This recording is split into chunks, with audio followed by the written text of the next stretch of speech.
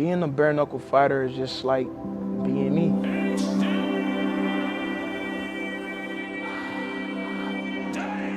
My name is Howard H.D. Davis. I'm fighting out of Broward County, Florida. Growing up in Broward County, Florida, it was very challenging. You know, every day can be life or death. You know, it's a war zone. If you don't have the right friends and have the right mindset and strategy, you won't make it out. Thankful for me, you know, I found the right friends. I got some support from my family, and like I eventually had kids, and that changed everything for me.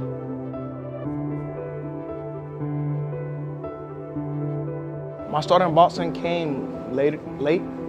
Some people start when they're kids, teenagers. I started when I was 22, 23.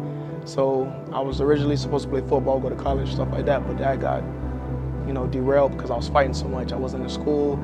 I was, you know, solving my problems with my hands. People was trying to bully and pick on me, and I wasn't going for it. Since I was a kid, my mom told me, don't ever let nobody punk you or bully you. You know, you hit first, you do what you gotta do, and that's always been my mindset, so that kind of got me in trouble. So I started boxing late at this boxing gym called Bang Boxing, and it was the greatest thing to me because I always loved boxing, I always loved Ali and Tyson. I always watched the greats, but I never had the support from family to do it because you have to take time out your life to have somebody in boxing and get them to practice and buy the equipment. I didn't have that, so I didn't play much football growing up either. I just always been naturally athletic and talented. You know, God bless me. You know, all praise to God. So started boxing late, and that's been my core. Starting there, built the rugged bare knuckle fighter boxer you see right now, because that gym was like Alcatraz.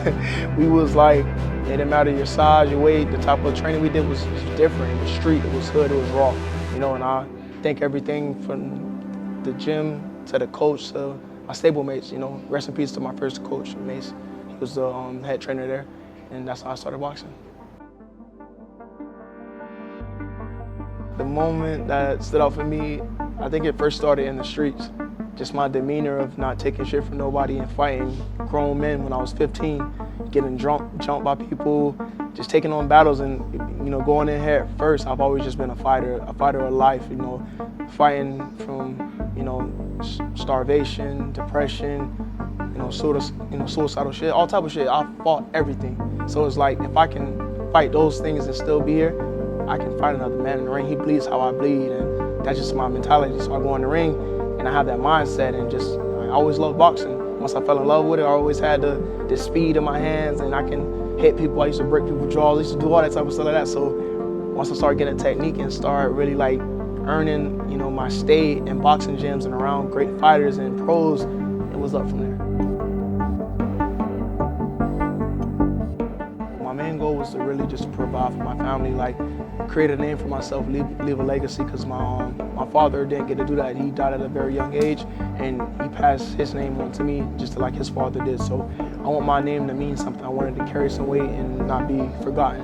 And so my kids, my first son has my name full, so you know, I want that Davis name to mean something. I want to motivate other people that go through like real life struggles, and motivate the kids that don't really have, you know, good upbringings, that have single parent households or no parent households, because at the time I had that too. I had no parents, so it's like I want to motivate people to know that you can still do it. You can, no matter where you start at, keep going. You know, believe in yourself, have a dream, because it's achievable.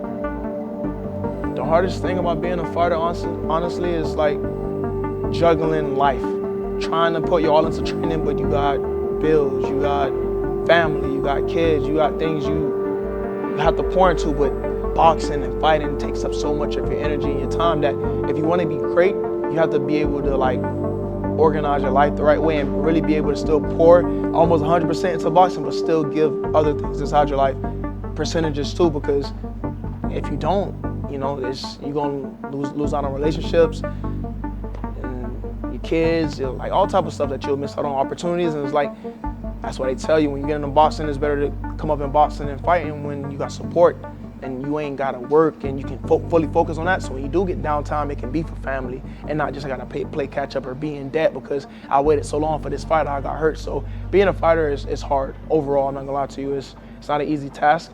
What we gotta do fight night is extremely hard, but what we gotta do leading up to fight night, life, and that's hard, you know. The biggest takeaway from my career, honestly, I would say when I had my championship fight in 2023, I went through some things that really challenged my character, my faith, and stuff like that. And the beginning of 2024, I ended up getting baptized to wash all that off of me and away from me. And I've always been on and off with my journey with God and just my religion as being a Christian.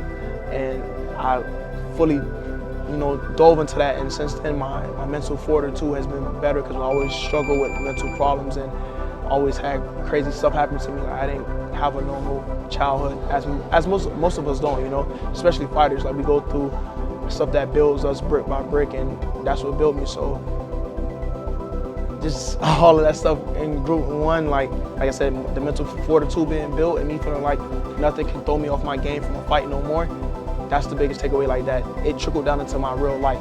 Like now, certain stuff that used to bother me don't bother me. Certain shit that used to move me can't move me. So fighting has strengthened my mind so much that it's really made my life better. I want to be remembered as the baddest motherfucker that ever fought BKFC.